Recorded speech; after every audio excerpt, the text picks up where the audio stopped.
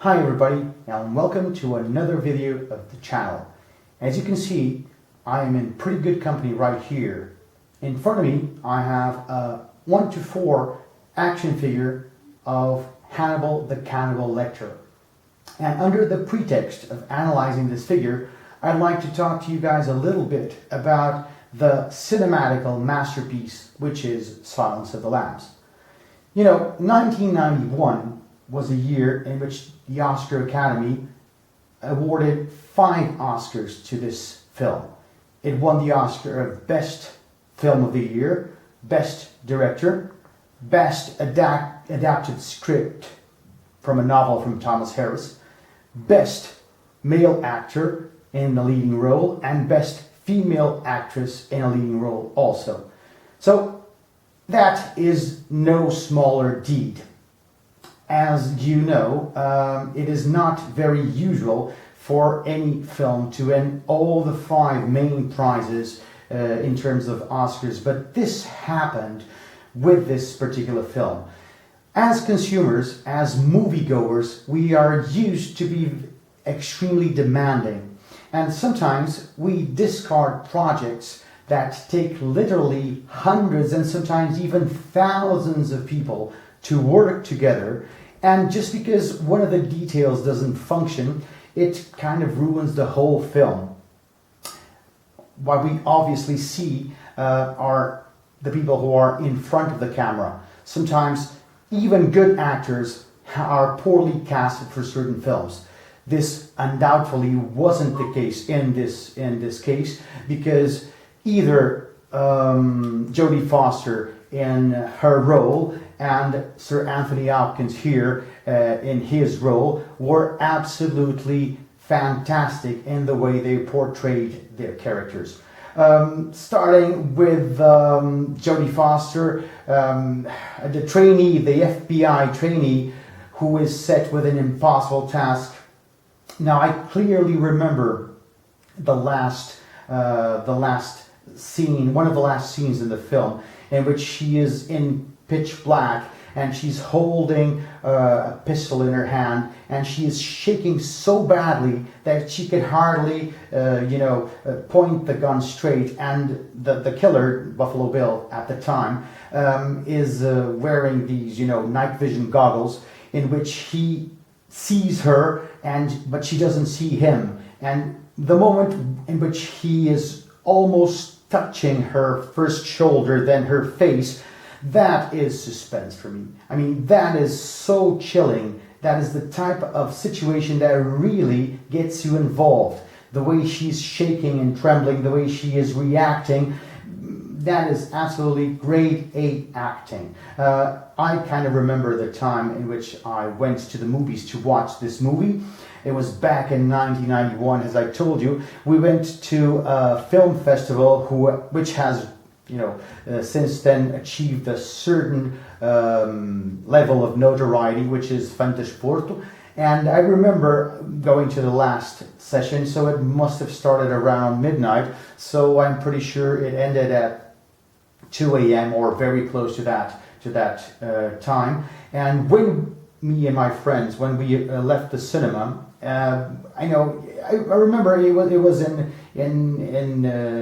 winter time, so it was extremely cold, and I kind of remember some fog. But what I do actually remember was that we were literally spooked, looking everywhere, trying to figure out from which corner of the city the serial killer was going to appear. So that is the type of situation that really exalts a movie from my perspective. I mean, so great movies withstand the test of time. This is my general thesis. So it's not from the fact that it is from 1991 that makes it any less valuable for those who haven't watched it. I truly recommend it.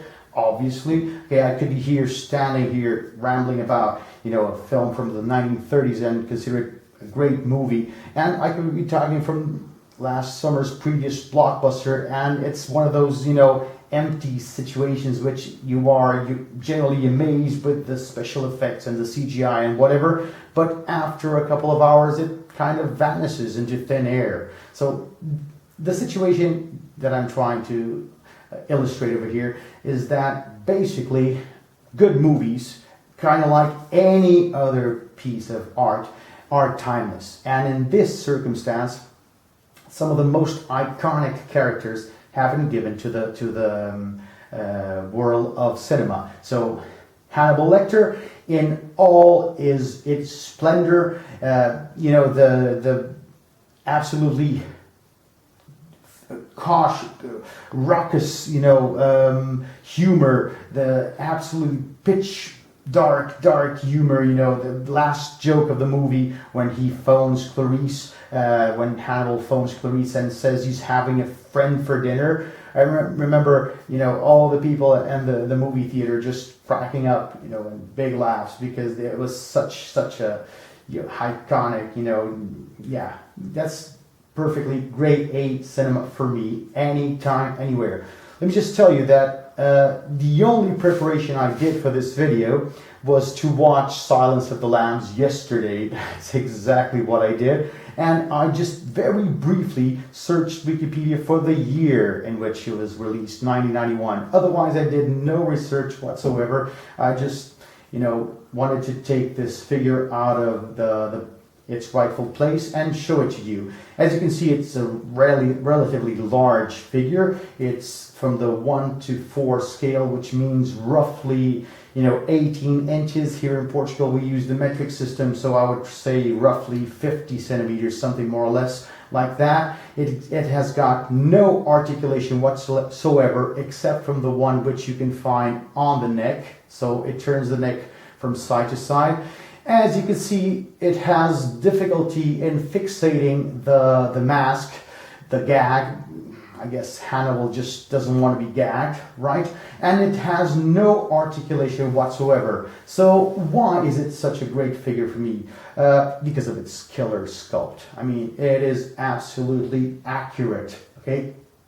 The mask is removable. Let me see if I can do this effortlessly.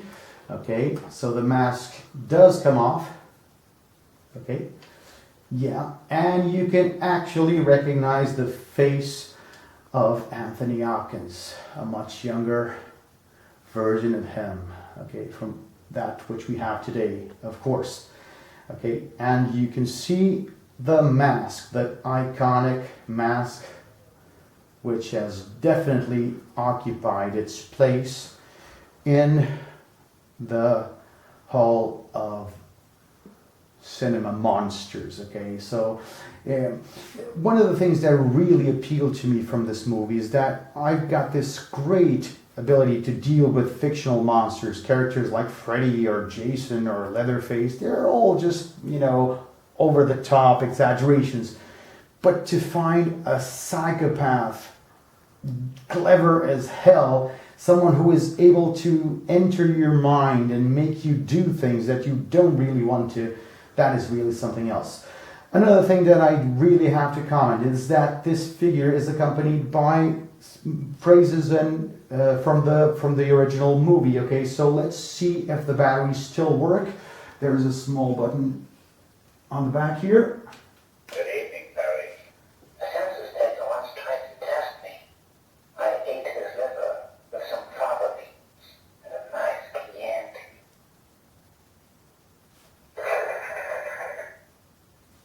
But no, yeah, no. Tell me about poor Catherine, though. Tick-tock, tick-tock, tick-tock, tick-tock.